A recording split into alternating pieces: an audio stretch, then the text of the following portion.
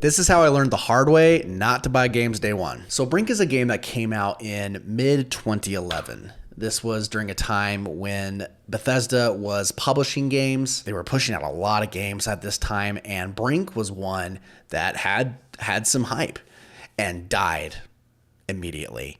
And I was one of the unfortunate few that fell for that hype, bought the game day one, dropped $60. I pre-ordered the game. Gosh, that's a memory. This was a time when pre-ordering at GameStop was huge. And I swear there was a point for 2 years where I either had a pre-order on a game, I was moving a pre-order to another game. It's interesting how that culture was so popular back then. But Brink was something that I was really excited about. I'm trying to remember what exactly kind of shooter it was though. Like was it an extraction shooter? Brink is an immersive first-person shooter that blends single-player co-op and multiplayer gameplay into one seamless experience. Oh, play smart. I remember that. Yeah, that was their selling point, the smart system. Brink uses the familiar shooter controls that you're used to without frustrating artificial constraints, and adds a new feature, the smart button. When you press the smart button, the game dynamically evaluates where you're trying to get to and makes it happen. Whether you're a seasoned FPS veteran or someone just getting started, you'll be able to make more intelligent decisions during the fast-paced action with smart. I don't know exactly what that's referring to. It's like really what their selling point was parkour. They build their maps centered around being able to leap over ledges, jump onto stuff. I completely fell for the hype with Brink. It was the trailer that got me sold.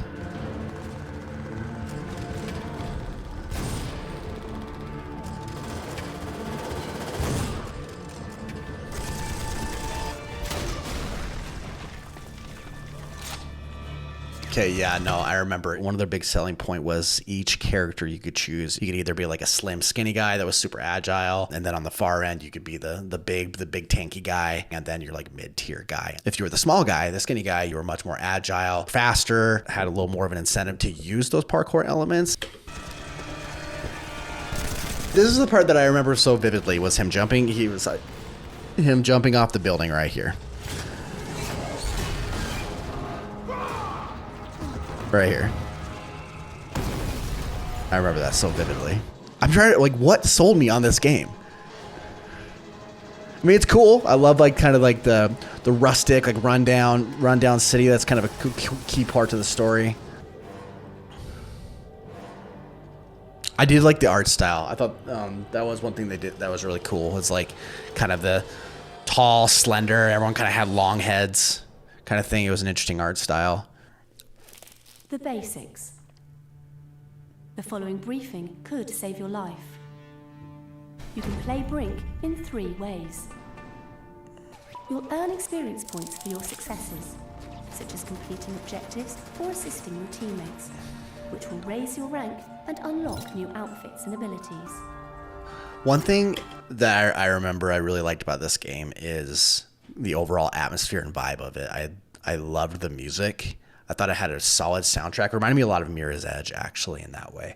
So that was one thing that I thought they did well. The art style was unique. The music was unique. It separated. It stood out from, this is 2011, so Gears of War, Call of Duty, Halo. It stood out as something unique. New weapons But what went wrong?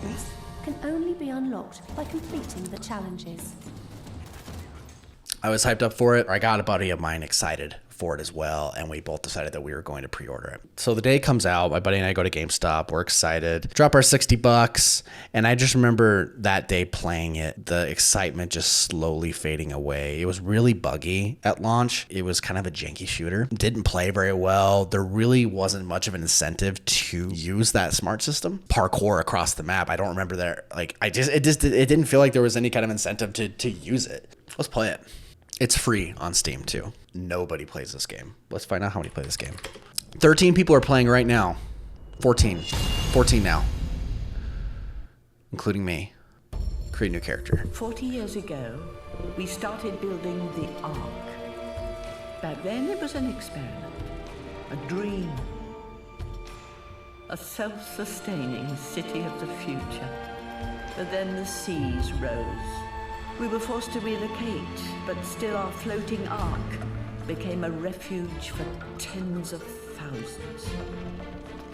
To maintain order, The Ark was divided. And now we're out of time. I don't care. Whatever. Escape the Ark. I don't give a shit right now. So it's Civil War. I just want to get into the game. It reminded me, like, the way they handled the campaign. There's just, it reminded me of Titanfall. Remember the first Titanfall, that campaign? That was one of the biggest complaints with Titanfall 1, was the campaign was just non-existent, and it was just kind of just this backdrop of this vague story. And that's exactly what Brink was like. What is this? It's like it's running at like freaking 30 FPS.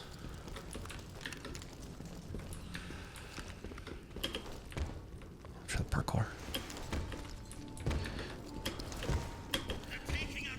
Yeah, I just remember like the parkour was just nothing special. It was just like jumping over shit and jumping on shit. That was it. And they made it sound like it was this super unique thing.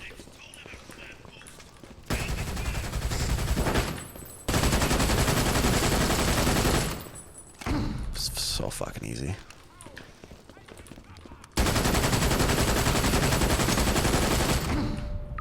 There doesn't seem to be anything to this game. It's just a generic co-op, objective-focused shooter with just a lame-ass story.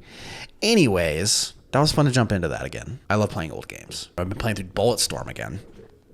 That game holds up much better than this one. But yeah, $60, man. $60. It hurts. It still hurts to think about that.